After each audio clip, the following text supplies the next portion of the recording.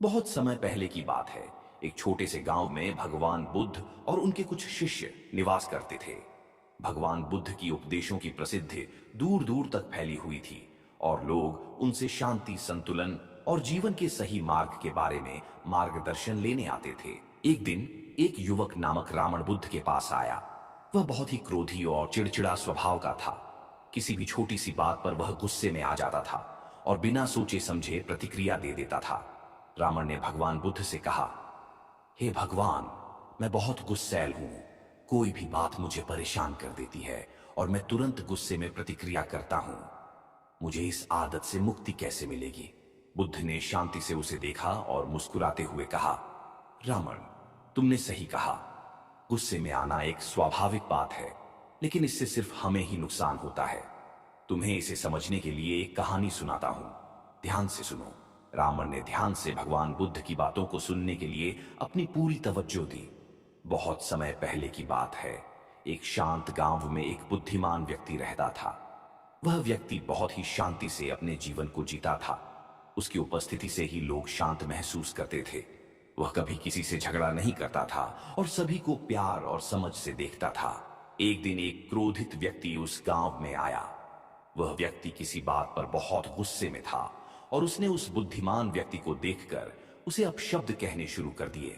तुम कुछ नहीं जानते, तुम धोखेबाज हो, तुमने जो किया वह बहुत गलत था। बुद्धिमान व्यक्ति को उसने बहुत गालियां दी और वह लगातार उसे ताने मारता गया, लेकिन बुद्धिमान व्यक्ति शांत रहा। वह कुछ भी नहीं बोला और उसके शब्दों को नकारा करता गया। क्रोधित व्यक्ति और भी भड़क उठा और गालियां देने लगा। वह व्यक्ति घंटों तक अपशब्द बोलता रहा, लेकिन बुद्धिमान व्यक्ति ने कोई प्रतिक्रिया नहीं दी। आखिरकार वह व्यक्ति थक कर रुक गया और गुस्से से बोला, तुम मुझे जवाब क्यों नहीं देते? तुम क्यों चुप हो? बुद्धिमान व्यक्ति ने शांत स्वर में कहा, तुमने जो गालियां दी उन्हें मैं स्वीकार नहीं करता। यदि कोई तुम्हें उपहार दे और तुम उसे न लो, तो वह उपहार किसके पास रहेगा? वह व्यक्ति चौंका और बोला, अगर मैं उसे स्वीकार नहीं करता तो वह उपहार उस व्यक्ति के पास ही रहेगा। ठीक यही है, बुद्धिमान व्यक्ति ने कहा। तुमने मुझे गालियां दी, लेकिन मैंने उन्हें स्वीकार नहीं किया, इसलिए वे तुम्हारे पास ही रह गईं। यदि मैं भी गुस्से में आकर तुम्हारी गालियों का जवाब देता, तो वह गुस्सा और नफरत मेरे भीतर भी फैल जाता। इस तरह हम अपने आप को केवल मानसिक और शारीरिक नुकसान ही पहुंचाते। बुद्ध की कहानी सुनकर रावण की आंखों में चमक आ गई। वह गहरी सोच में पड़ गया। वह समझ गया कि गुस्से में आकर प्रतिक्रिया देना केवल हमें मानसिक शांति से दूर करता है। अब उसने बुद्ध से पूछा, लेकिन भगवान, जब कोई हमें गुस्से से गालियां देता है या हमारा अपमान करता है, तो हमें चुप क्यों रहना चाहिए? हमें अपनी इज्जत की रक्षा नहीं करनी चाहिए। बुद्ध मुस्कुराए और कहा, रावण, हमारी इज्जत और सम्मान हमारे भीतर होता है। जब हम किसी की गालियों का जवाब देने के बजाय शांति बनाए रखते हैं, तो हम अपनी शक्ति और आत्मनिर्भरता को प्रदर्शित करते हैं।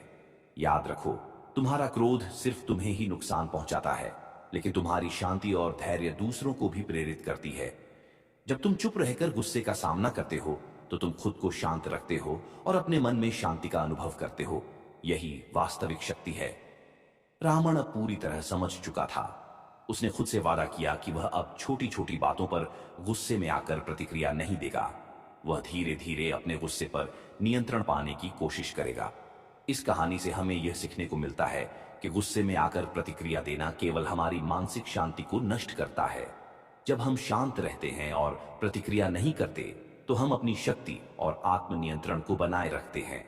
शांति ही सच्ची ताकत है और यही वह शक्ति है जो हमें जीवन में सच्चा संतुलन और सुख देती है। क्रोध को रोकने का सबसे अच्छा तरीका है प्रतिक्रिया न करना और शांति बनाए रखना। रावण ने अपनी जिंदगी को बदलने का निर्णय लिया। अब वह जान चुका था कि सच्ची ताकत शांति में है और सबसे बड़ी शक्ति है प्रतिक्रिया न करना।